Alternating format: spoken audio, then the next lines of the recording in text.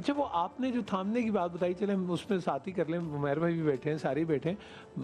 میں میرے خیال 3-4 سال کا تھا جب ہم ٹورنٹن مارکیٹ میں ہم نے شاہ فیصل کو ابا نے کندھے پہ بٹھایا اور وہ دیکھا وہ اسلامک سمٹ کی رعایت، تو اس میں ایسے ہی کر کے سب نے ہاتھ پکڑے تھے. تو وہ اگلے سارے سالوں میں ان سب کا انجام ہم نے دیکھ لیا جن نے ہاتھ پکڑے تھے. تو وہ کہہ رہے ہیں کہ ہاتھ پکڑو تو پھر ایسے ہو جاتا ہے، اور ایک ایک آپ نام گنتے چلے جائیں.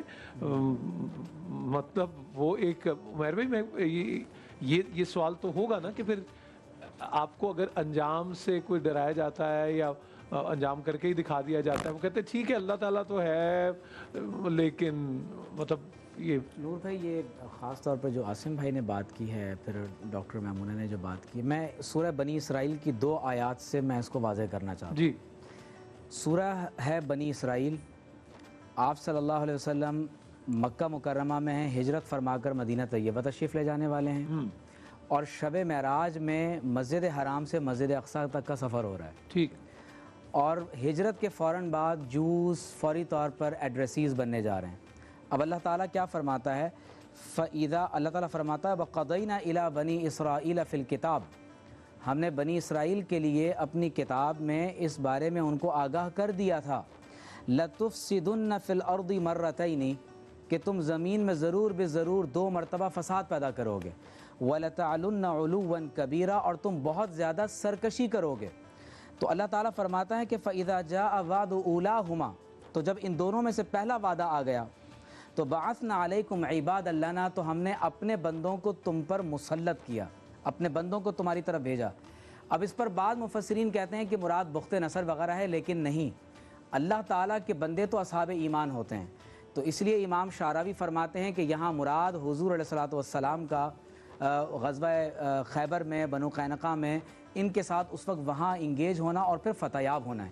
اب اس کے فوراً بعد اللہ تعالیٰ نیچے ارشاد فرماتا ہے کہ فَإِذَا جَاءَ وَعْدُ الْآخِرَةِ، جب وہ آخری دور کا وعدہ دوبارہ لوٹ کر آئے گا تو کیا ہوگا؟ لِيَسُوءُ وُجُوهَكُمْ، تو اللہ تبارک و تعالیٰ بالآخر مسلمانوں کو فتح عطا فرمائے گا. وَلِيَدْخُلُوا الْمَسْجِدَ كَمَا دَخَلُوهُ أَوَّلَ مَرَّةٍ، اور وہ مسجد اقصیٰ میں دوبارہ اسی طرح داخل ہوں گے جیسے پہلے داخل ہوئے تھے.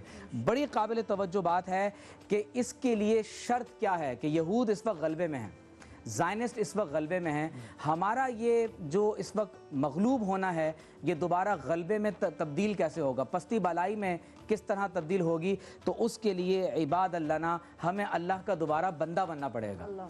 تو جب تک مسلمان سورہ بنی اسرائیل کی اس پیش گوئی کے مطابق، جب تک مسلمان اللہ تبارک و تعالیٰ کے بندے نہیں بنیں گے، اس وقت تک ہمیں یہ دوبارہ غلبہ نصیب نہیں ہوگا. میں یہاں پر ایک حدیث مسلم شریف کی حدیث ہے کہ ہمارے نبی صلی اللہ علیہ وسلم نے ہم سے ارشاد فرمایا کہ ایک وقت ایسا آئے گا کہ اطراف و اکناف عالم سے دشمن میری امت پر حملہ آور ہو جائے گا، اور اس طرح حملہ آور ہوں گے جیسے بھوکے لوگ دسترخوان پر کھانے کے لیے ایک دوسرے کو دعوت دیتے ہیں. ہماری کیفیت یہ ہوگی، کھانا ریزسٹ نہیں کرتا، ہم کھانے کو توڑتے ہیں، پھاڑتے ہیں، چباتے ہیں. آج کیا امت کی یہ کیفیت نہیں ہو گئی؟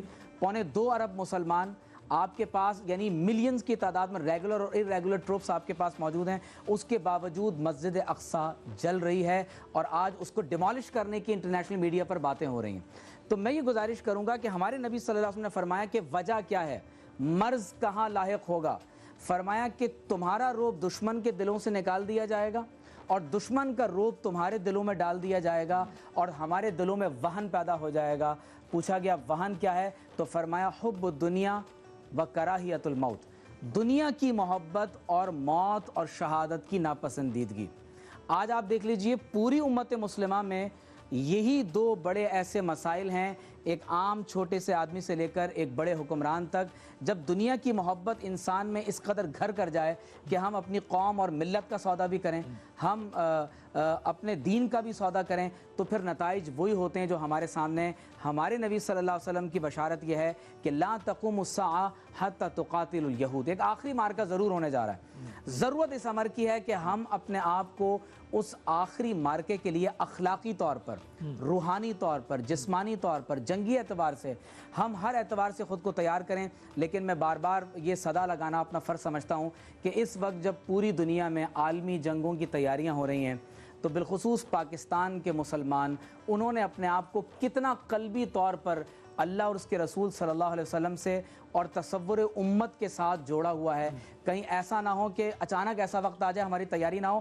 صرف ایک آیت کا ایک آخری حصہ کہ اللہ تعالیٰ ارشاد فرماتا ہے کہ اگر یہ کام تم نے نہیں کیا تو یستبدل قوما غیرکم ثم لا یکونوا امثالکم. اللہ تعالیٰ ہمیں ہٹا کر ایک دوسری قوم لے آئے گا اور وہ تمہاری طرح نہیں ہوں. بالکل ٹھیک.